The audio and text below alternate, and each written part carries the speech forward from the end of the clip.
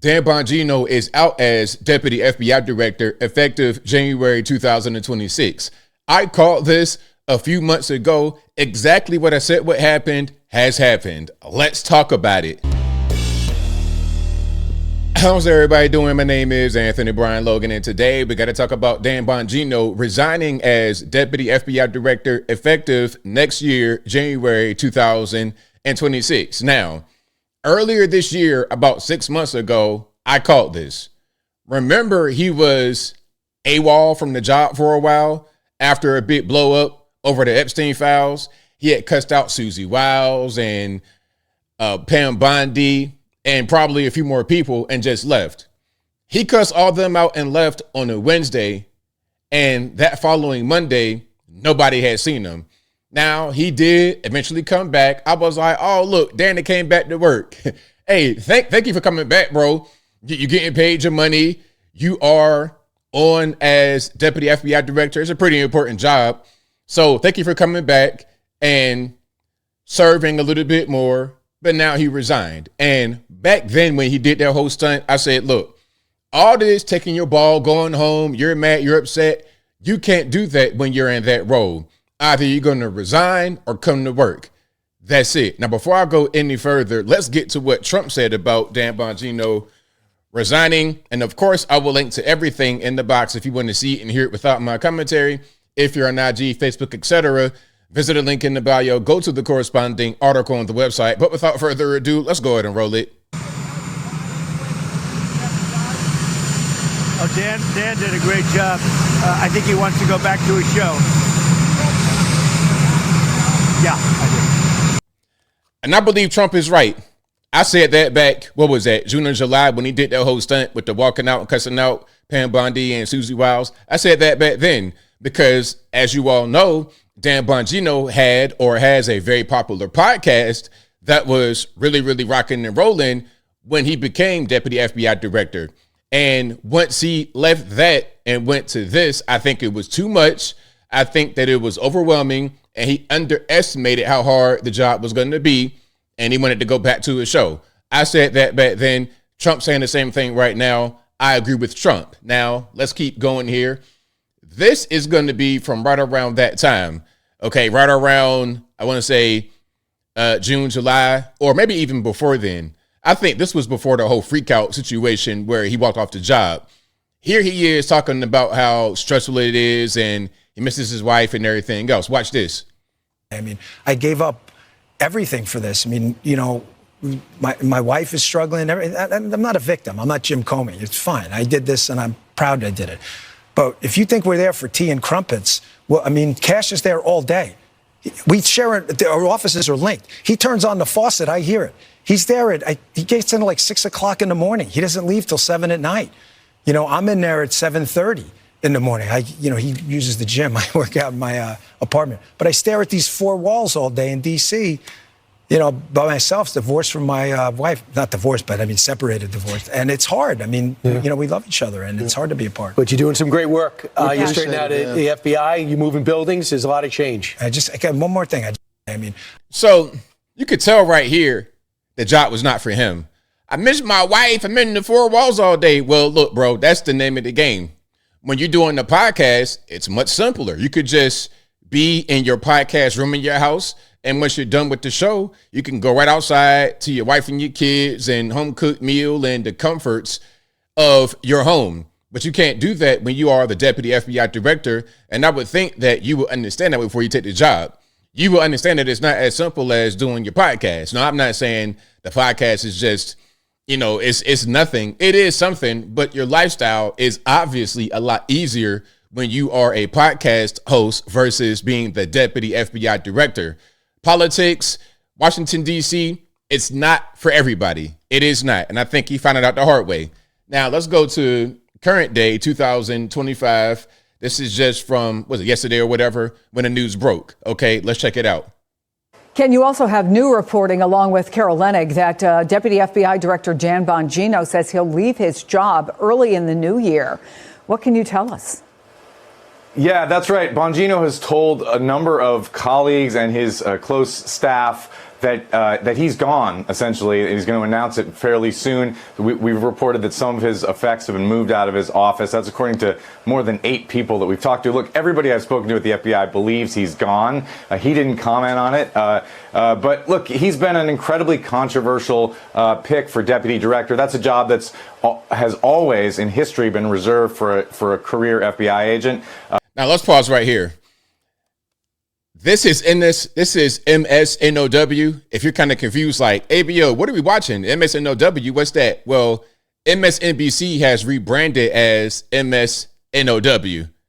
Probably because MSNBC, the brand, is pretty toxic and people hate it. So they want to go in a different direction, in my humble opinion. But let's keep on going. Dan Bongino was not that. He was a Secret Service agent for a while, and then he became a right-wing podcaster. He was not popular inside the FBI. He was not popular with the Justice Department and with Attorney General Pam Bondi, and they had some clashes over the handling of the Epstein files. And now it appears that he is gone. One thing he can point to, he did try to put pressure on the FBI to try to solve the case of the pipe bombs planted outside RNC and DNC headquarters before January 6th, and the Bureau did solve that case based on career investigators.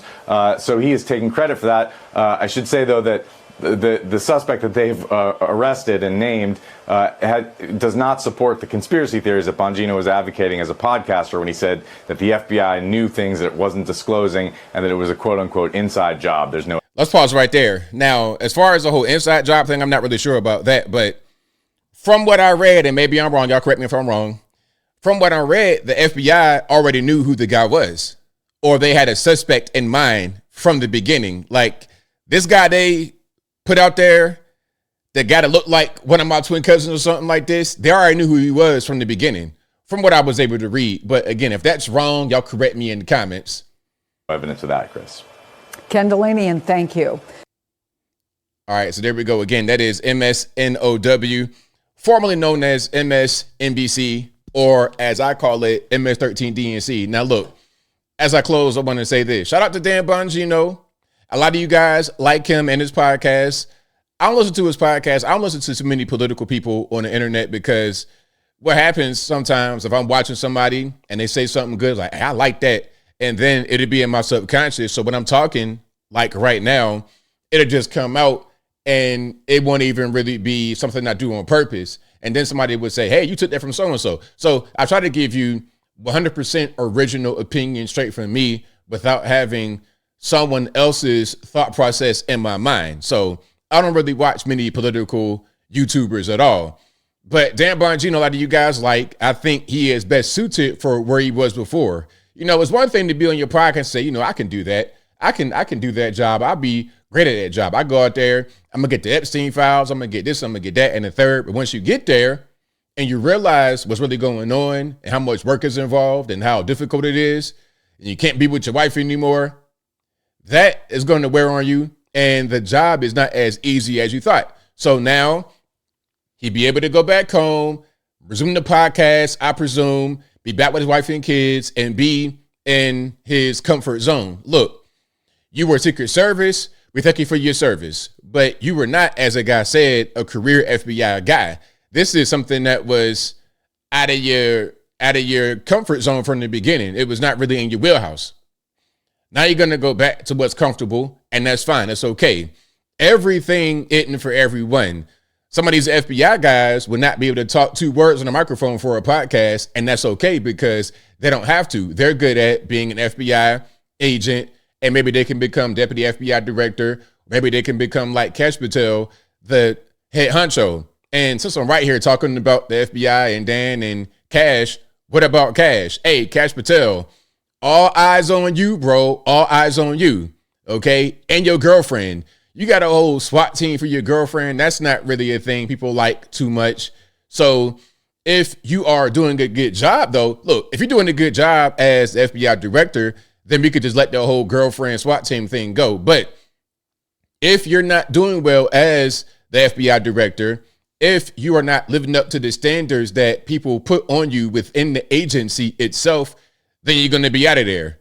Okay. Your performance must outweigh any quote unquote off the field activities like the girlfriend you got with the whole SWAT team. and you cussing guys out because they left her alone for a while during a baseball game or something, that ain't really going to fly, especially if you're not performing very well in your role. And again, since Bongino left and they came in at the same time, all eyes are on you. But I think I'll leave that right there for now. And what say you? What's your opinion about Dan Bongino resigning from his role as Deputy FBI Director effective next year, January 2026? Did you see it coming? Are you surprised? Are you shocked? Do you want to see him return to the podcast and keep doing that? Do you appreciate his podcast? Whatever your thoughts are, let me know in the comments below. How about Kash Patel? All eyes on you, Kash. Do you think that he will remain as FBI director, the head honcho, or will he be ousted or resign the same way that Dan Bongino did? 'Cause I think Kash Patel was kind of a podcast guy doing, speaking engagements. He was on that type of thing as well. Will he stay where he is voluntarily, or will he be forced to resign? Will he resign voluntarily? Whatever your thoughts are, let me know in the comments below. You guys know where I'm at. Dan Bongino was not cut out from the job. And I noticed that during the summer when he had the blow up with Susie Wiles and Pam Bondi. I knew that back then. And I said, you know what? You need to go ahead and resign. If you can't do this job properly, you want to take your ball and go home and throw hissy fits, go ahead and resign right now, because we don't have time for guys to be in there kind of, hemming and hawing, riding the fence, not really dedicated. Nah, either you in or you out, and now he's out, which is what he should have done 6 months ago, in my humble opinion. But whatever your thoughts are, please let me know in the comments below. And that's all I got to say for this video. If you like what you heard, please comment, rate, share, and subscribe. Peace.